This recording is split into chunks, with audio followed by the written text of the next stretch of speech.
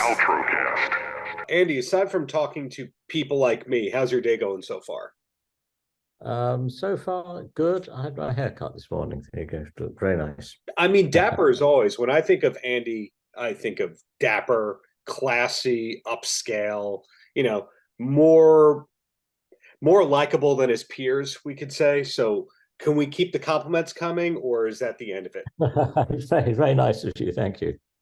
Well, congratulations on the new AM/PM record. When did you actually finish Right. it? It was it was delivered to me because it's one of those fascinating project for me, which I wasn't directly involved with every stage of the production.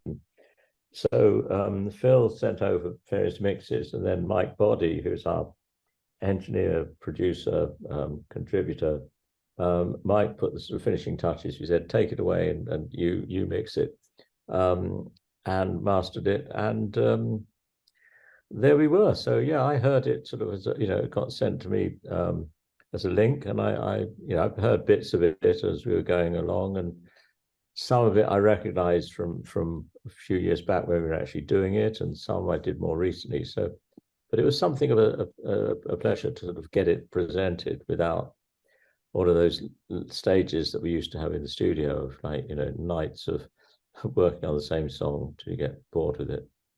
Right. Was a lot of it done in Phil's studio? No, I mean, most of it was done in our sort of home studios. I worked, I wasn't living in London during lockdown. I was in on the coast about 50 miles away in Brighton. And I had a laptop and a small back room that I used for working in with just with a Wurlitzer in it and a laptop and a couple of speakers and my saxes. So I just play straight into the Mac built-in mics, actually, which worked pretty well. And yeah, so then we didn't really go into a studio until this year. After we'd done the Roxy tour last year, we thought the film thought that we were both playing well, and we were sort of in match fit, as they say, and so we went into a studio in London, not Phil's studio, actually, another one, and just spent a day or two. Paul Thompson came down from the north of England and did some drums, and that was it, but only really a couple of days in the studio. It's very inspiring as an outsider to see how long you and Phil have worked together, because not just Roxy Music, not just AM/PM, Explorers, the symphonic album a couple of years ago. Were you always that close, or is that a relationship that evolved into closeness over the years? Well, we weren't friends before the band started, so it wasn't like one of those bands where we all lived in the same street or something.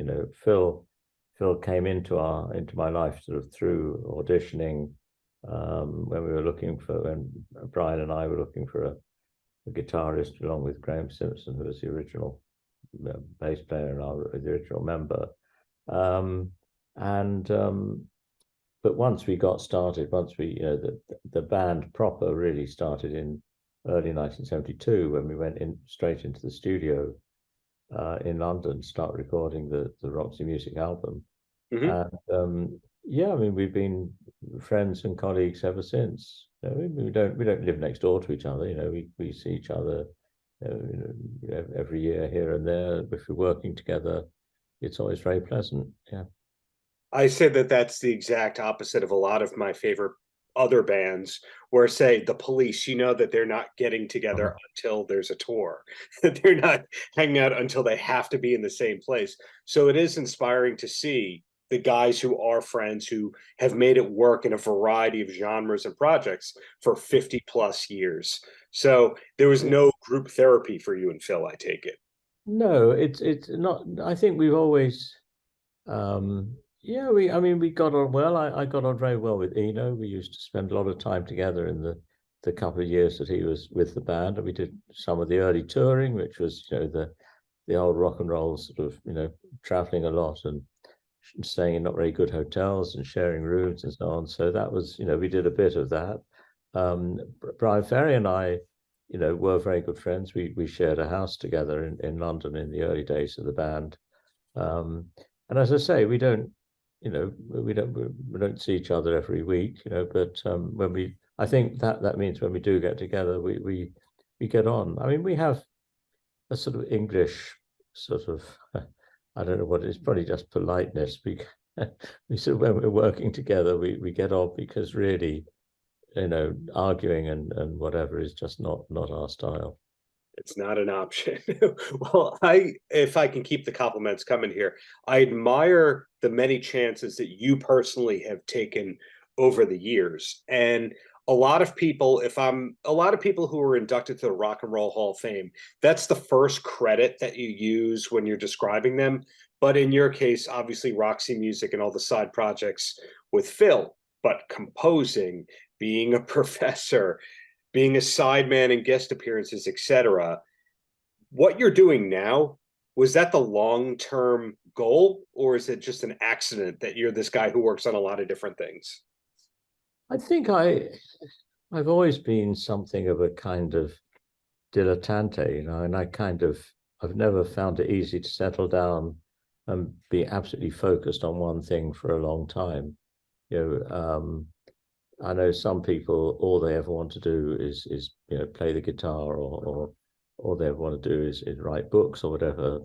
I've always felt, I could never quite make my mind up about whether I wanted to be a classical musician initially, and then did I want to be a rock and roll player? Then do I want to be a musician all the time anyway? Is that something? Do you want to also spend some time on other things? So it suited me. The music business has been kind to me in that, we had this early success, and then I was able to pursue other things. Quite some of my solo projects have been, in a way, personal projects for me, because they've not been big commercial successes. I mean, I had a big commercial success with a program called Rock Follies, which I don't think was quite so well known in the States, it was on a television program. It was on PBS, but here it was a big hit program back in 1977. Two series of 6 episodes each, and I wrote 50 odd songs for that, and we had a #1 album or two chart albums. And that this year that was transferred to a stage show,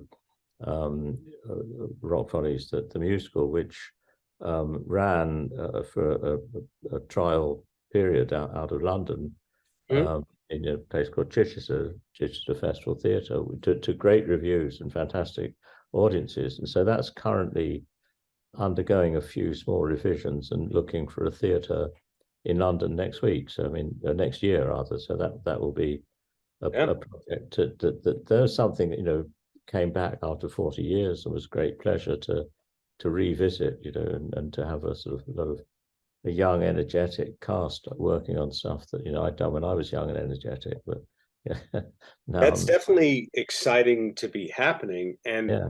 that leads into something that I'm very curious about, and I think I know the answer to this.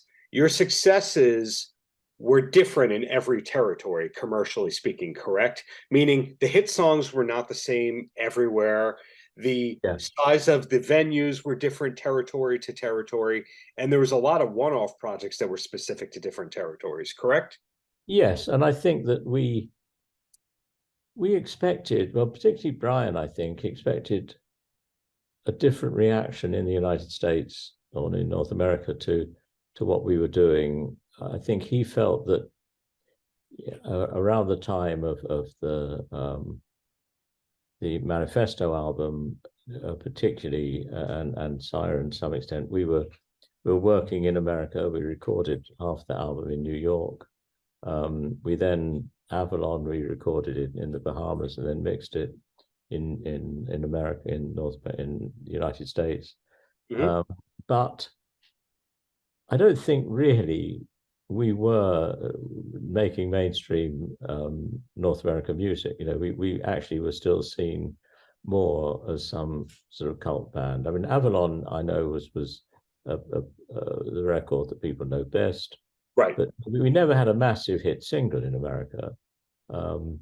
and we had, great reactions in Europe, to most of what we did, very, very strong in Australia. Japan was quite a good territory for us. But I think, I don't know, I think sometimes you think you're doing something for a particular audience that actually turns out is appreciated by someone else, so I mean, I don't know, maybe you shouldn't think about it too much, perhaps. But even if it's questionable how successful you were in North America, well, you were inducted into the Rock and Roll Hall of Fame, and you played Madison Square Garden within the last 5 years. Well, that was a huge pleasure. I have to say that last tour, which was, basically we did 13 shows, but it was 10 of them were in America and Canada. And that was a great sort of, in a way, an unexpected sort of final reward for us, because we'd always dreamed of doing that, and we played plenty of times. We played, we had a lot of following in certainly in the Midwest around Cleveland and Chicago, and we New York and Los Angeles, obviously. But it was very gratifying to play Texas, and where we'd been, I think, hadn't played in Austin since 1972 or 73 maybe, So and we had great audiences, so that was really very rewarding, and a very nice way to kind of round things off a bit. Well, I have two more questions before I let you go, and sorry for the rude interruption right there. And the first one is, we've already talked about how the AM/PM record is new. There's the theatrical project that you're working on. It doesn't seem like there's a lot of downtime for you, but is there anything else coming up that we should be looking for? Well, we're re-releasing a couple of things that were done a while ago. One was the Rock Symphony album that you mentioned, that was done along with a project of mine that was very dear to my heart called Three Psalms, which was a setting of psalms for a small orchestra and some electronic instruments and saxophone and a choir. And we had the orchestra and the choir for a small concert hall in the Arts Centre in London on the South Bank, at the Queen Elizabeth Hall. And we needed something to fill the first half of the programme. So I said to the string arranger, a girl called Lucy Wilkins, who worked with us for a long time, and to Phil, well, why don't we use the orchestra and do some arrangements of Roxy songs and see how it goes? And actually, it was brilliant. I mean, the audience absolutely loved it, and we recorded that concert, which is the version that we're releasing. We didn't. It's ruinously expensive to use orchestras, as you probably know. Even a nice one, they're very happy to kind of not be as strict as some symphony players would be, but nevertheless, they need paying, and there's a lot of them. And so we've got that on film and on recorded, and also the Psalms were recorded separately, but there's a live version of that as well. So those are both going to be available again through Bob Frank and the Orchard, and also a record that we did in the 1980s of Christmas music, an instrumental album that I produced with Phil co-producing, which is also coming out again, which is another of our projects. So, these things are there for people. They can, it'll build up. Yeah, something old, something new, etc. We're glad to get. I mean, one of the interesting things I think about Roxy is the sheer number of projects that the original 6 members have ended up with. I mean, Paul Graham, the bass player, is now dead, but between Eno and Brian and Phil and myself, I don't know how many dozens and dozens of albums, we're still going. I see Eno has a new project out. Brian is re-releasing some of his really nice solo stuff from the 90s and the 2000s that I wasn't so familiar with. So there's a lot out there, and I think the Rock and Roll Hall of Fame kind of reflected in a way that sort of influence that we'd had on partly on other musicians and on a lot of people that maybe punching a little bit above our weight in terms of actual platinum albums, but the audience were very kind to us. the New York Dolls did not have platinum records, but the influence was there. Yeah, Todd sure. Rundgren had some of that, but the influence was there. So sometimes it's the megastars and sometimes it's the influence. Yeah, So yeah. the last question, which is a stupid one before I let you go. So you have a last name that could be said a lot of different ways. Like the Yeah. punk rock icon is Ian Makay. Right. How is your last name said for the record? Because some people say McKay, some say Makay. No, we say Makay. In Scotland, they say Makay. I mean, I'm only of Scottish ancestry. I'm not Scottish really, but feel close to Scotland. But in Ireland, they say Makay, and they spell it slightly differently. In Canada, they say Makay, I think, and in the States, they tend to say Makay. Yeah. And I don't know what they say in France. So as long as they call you by name, it's Yeah. fine and you'll answer it. Yeah, that's fine. Yes. Yeah. Well, Andrew, thank you for the many years of great music. Looking forward to what's to come and hope to see that musical of yours that's in development when the time is right. That'll be great. Thanks. Nice to talk to you. Paltrocast.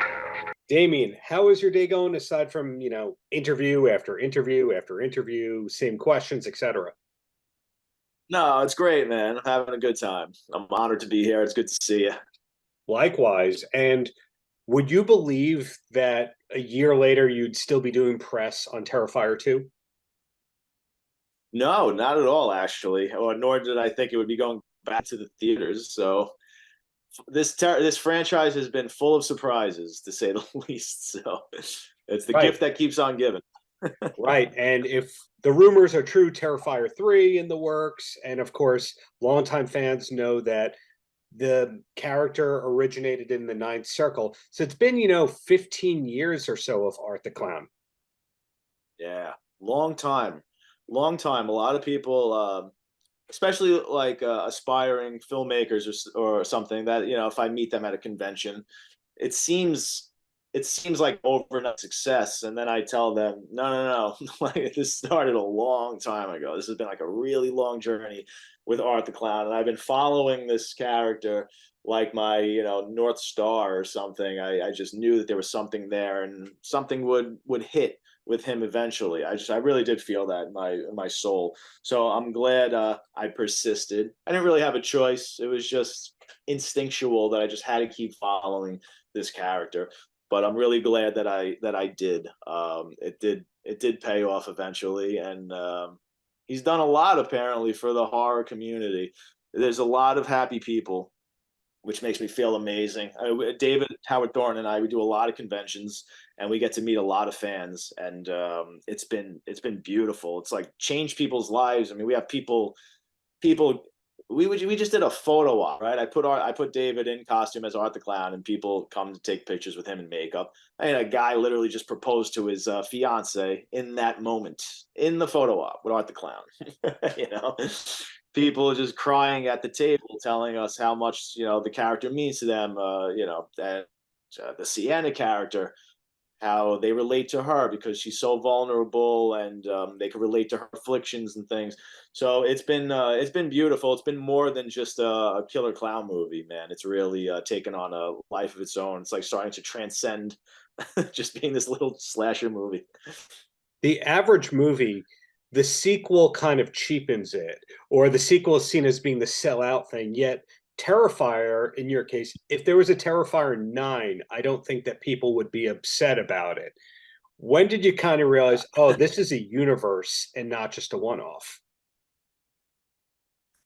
Well, I guess while I was writing 2, because I knew I was gonna, at the end of 1, I knew I was always gonna make more movies, at least a few more with this character. I love him too much. That's why I really had to put that sort of cliffhanger ending in there when he wakes up in the morgue, just to let the audience know there will be more. I don't know when, but I'm gonna bring this character back somehow, somewhere.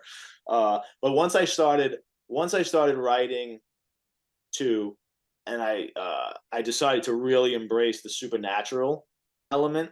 I mean, that opens up the possibilities, endless possibilities, right? Because you're bringing in dark dimensions here where you can basically do whatever your imagination desires. So I like expanding the world. I think when you don't focus too much on art where you just get tired of him, and you can bring these other little elements in to just kind of like step away for a little bit. But then, of course, art's the focal point. You know, he's always going to be the focal point. But you know, it keeps him fresh, and it's also, it allows you a whole playground of other characters to explore and get invested in, and it's fun. It's fun to have this ever expanding sort of sandbox to be in. So is October now peak season for you? The reason I say that, for example, we know Elvira is coming when October hits. There's certain people you see endlessly in October, and then they maybe go away because Christmas is a different kind of vibe. Right. I don't. I think. Well, I think you could put art into any sort of setting, so to speak. I mean, I'm going to send them to Vegas. I'm going to send them to space, the Wild West, at some point. No, kidding. That's not such a I'm bad kidding. idea. I mean, Ernest went to all those places. Right, he has. Right. I mean, take from the best. Right. It's good enough for Ernest. Jeez. I grew up with those movies, man. Who knows? I mean, listen, there are people who they're like, please don't stop making these movies. Make Terrifier 20. We'll be there for you. And I love that. And I feel like no matter what I want to do personally as an artist, I'm sure at this point there will be a Terrifier 20. There will probably be 20 reboots down the line. Who knows what's going to happen? I just know that for myself as an artist, I need to make my solid Terrifier franchise. And I already know where this story ends. I just don't know, does it end at part 3? Does it end at part 4? But I know where it ends. So that's comforting there, because I think a solid end to your franchise is crucial. And it's something that a lot of these franchises do not have, because they're in the studio system and they're in that machine, and it's really not about a solid ending. It's just about money. And I understand that. These characters are so they're so profitable, and it's just all about the iconic killer. I get it, and people want to just see them over and over and over, just wiping out a new group of people. So it's sort of a bit of a catch-22. But I really do want to. I want to have a solid conclusion for my characters, both my protagonists and my villain. Now that doesn't mean satisfying where my protagonist is safe. You know what I mean? It just means like it has to do the right thing by the story overall. Yeah. Well, 2 quick questions. And the first one, and this is a compliment, despite how it sounds like, one of the ways you could tell how great a horror franchise is the merchandising that comes from it. Now, are we allowed to know what's coming in the future? Will we start seeing Art the Clown Halloween costumes that are licensed, that kind of thing? Yeah, I mean, those already exist. You could already get like Trick or Treat Studios they just made a little pale girl costume. I think they have plans to make a Sienna costume. They had the Art the Clown costume, of course. There's a few things coming out. One in particular that has been in demand for years now, and it's such an honor to get this. And I can't say what it is, but it's coming. It's coming, and I'm excited for that. There's going to be I think I'm allowed to say this. I think there's going to be a life-size, like, animatronic Art Town that you'll see in, you know, I'm pretty sure I can say you'll see in Party City eventually, probably next Halloween. But there's so much cool stuff. I mean, there's so much unlicensed stuff. Right. There's more elite merch than there is licensed merch. On one hand, it's such an honor. It's always an honor because people love you. And, you know, it means your franchises or your IP is popular and people love it. It's in demand. You know, on the other end, it's you know, it's money being taken out of your pocket, and it's also hurting the people who are really going through the trouble of doing it legally. So it's tricky, but just to be in this situation is just, we're very grateful. It's an honor. So, but there is a lot of wonderful merchandise out there right now, licensed merchandise. Good to hear. And the last question, one of your biggest proponents in making the Terrifier franchise mainstream was Chris Jericho, who may or may not have been in the last movie. We don't want to say what his fate was in the movie, but any chance we might see Jericho in future Terrifier movies? I would say there's a great chance to see Jericho because you see how the movie had this cliffhanger, right? The mid-credit sequence, Terrifier 2, where Victoria gives birth to Art's head in the insane asylum, which is so insane. And people are asking me all the time, like, where the hell do you go from there? Like, what's going on? So there certainly isn't going to be a cop out. I mean, I'm going to show you exactly what happens from that moment on.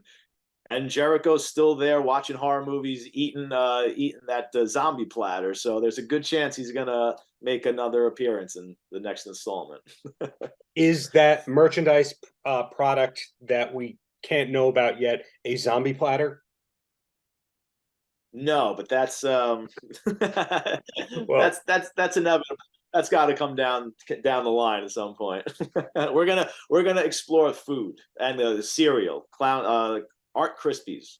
oh, that would be fantastic. But in the meantime, hey, congrats on the re-release into theaters. Congrats in advance on the next sequel, and really looking forward to what's to come from you and team. It's a real life little engine that could in the best of ways.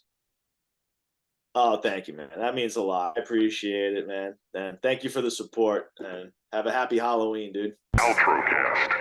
Marissa Joe, Hi. how's your day going so far, aside from answering the same questions over and over and over again? It's good. So it could be so much worse. I'm in Washington, D.C. It's sunny. I have some water and some coffee. I'm great. How about you? I'm fine. You just answered about 4 of my questions right there. I usually ask, is it still coffee o'clock? Because you have to be concerned, or is it an energy drink time? Or do you have an energy drink endorsement? Do you have any of those things? No, I wish I had an iced coffee endorsement or a canned wine endorsement would be really cool. Got it. Well, the follow-up to that, do I call you MJ or Marissa Joe? Sure. It's whatever you're comfortable with, either one. MJ is usually just quicker for everybody. Is that really saving a lot of syllables? When you do that, people say WW2, that's more syllables than World War II. So either way, Marissa Joe, thank you for taking the time. Congratulations on Black Cake. Now, you are the creator, also the showrunner. Not often is the creator also doing the showrunner stuff. Did you know at the beginning, hey, I also want to do the showrunning? Yes, there's absolutely no way I was going to adapt this book and not be responsible for everything else. Like, no way. Yes, I just loved the book so much. And I know it's execution based in order to do what we're trying to do here. And I really wanted to do a premium, elevated, prestige, streaming drama with a lot of heart. And it's hard to do that. And so I wanted to be involved in every single wig, every costume, every song, like every casting decision. I haven't yet done anything. Like this is my second show as showrunner, and I only take on these things that are absolute passion projects because I know that I'm just not at the place where I can be like, here you go. I can't just give it away. Paltrocast. Hey, yo, check 1, 2. This is Flavor Flav, and I don't disappear fast. Because right now, you are watching the Paltrocast. Paltrocast.